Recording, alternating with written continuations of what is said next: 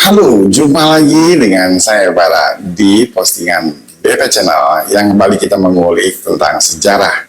Berhubung hari ini adalah hari umat Kristiani, apalagi kalau bukan hari Natal. Nah, tapi tahukah rekan-rekan semuanya bahwa ada kisah di balik sejarah singkat mengenai pohon Natal yang suka ditampilkan di acara Natal? Nah, berikut ini gue akan coba bahas sedikit kisah singkat sejarah adanya pemasangan pohon Natal. Kebiasaan memasang pohon Natal ternyata berawal dari Jerman. Pemasangan dari pohon Natal yang pada umumnya dibuat atau berbentuk pohon cemara atau mengadaptasi bentuk pohon cemara ternyata dimulai pada abad ke-16 silam. Berawal saat penduduk Jerman menyebar ke berbagai wilayah termasuk Amerika, mereka pun kerap memasang cemara yang tergolong adalah sebagai pohon evergreen untuk dekorasi Natal di dalam rumah. Dari catatan yang ada dan berbagai sumber yang gue dapatkan, orang Jerman saat itu di Pennsylvania, Amerika Serikat, memajang pohon Natal untuk pertama kalinya tepat di tahun 1830-an silam. Konon, pada masa itu pohon Natal bukanlah suatu keharusan atau suatu kewajiban yang memang harus dipasang di gereja maupun di rumah pada saat Natal tiba. Sebab ini hanya merupakan simbol agar kehidupan rohani penganut umat Nasrani yang saat itu selalu bertumbuh dan menjadi saksi yang indah bagi orang lain. Istilah dari evergreen ini, dari pohon Natal yang memang identik dengan cemara, juga melambangkan hidup yang kekal. Sebab pada umumnya di musim salju saat itu hampir semua pohon rontok daunnya, kecuali pohon cemara ini yang memang selalu hijau daunnya. Itu maknanya yang pertama.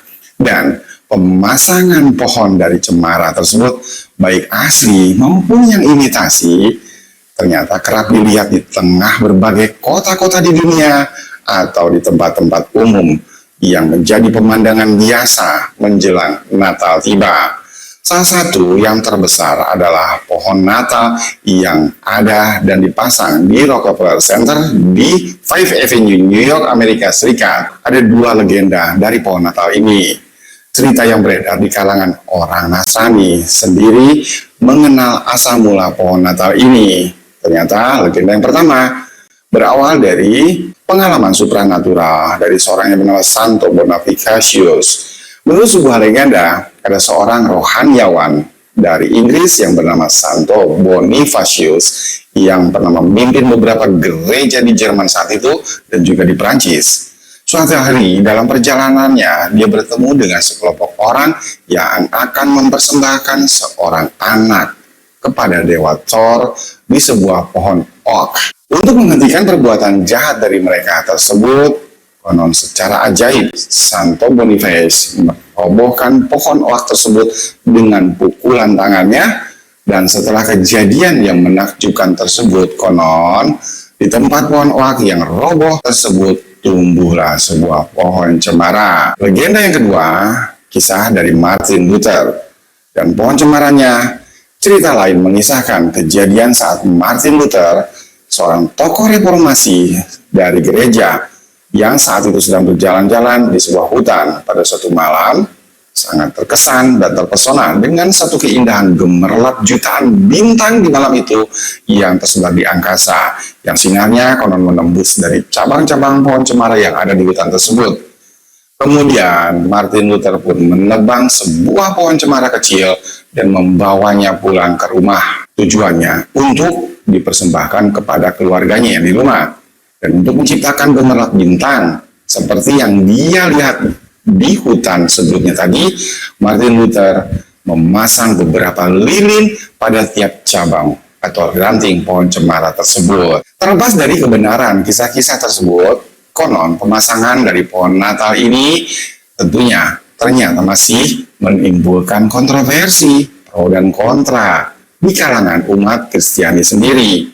Bagi beberapa orang yang tidak berkenan dengan pohon Natal, mengisahkan bahwa pada zaman dahulu bangsa Romawi kuno menggunakan pohon cemara tersebut untuk perayaan Saturnalia, yang mereka menghiasinya dengan hiasan-hiasan kecil dan juga topeng-topeng kecil, karena konon pada tanggal 25 Desember mereka menyebutnya adalah hari kelahiran Dewa Matahari yang bernama Mithras, yang asal mulanya dari Dewa Matahari Iran yang kemudian akhirnya dipuja di bangsa Roma. Demikian pula hari Minggu, mereka berpendapat adalah hari untuk menyembah Dewa Matahari sesuai dari arti kata zondak, Sunday atau sontak. Perlu diketahui juga guys bahwa dewa-dewa matahari lainnya seperti Osiris, Dewa Matahari orang Mesir, dilahirkan tepat pada tanggal 27 Desember. Demikian pula Dewa Matahari yang bernama Horus dan Apollo yang konon lahir tepat di tanggal 28 Desember.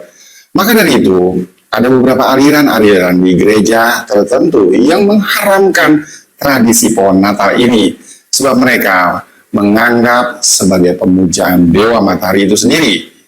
Pemasangan pohon itu dianggap sebagai bentuk penyembahan dari berhala, dan reaksi penolakan itu konon bahkan awalnya sempat diwarnai keputusan pemerintahan di Jerman sana untuk mendenda siapapun yang memasang pohon cemara sebagai pohon Natal.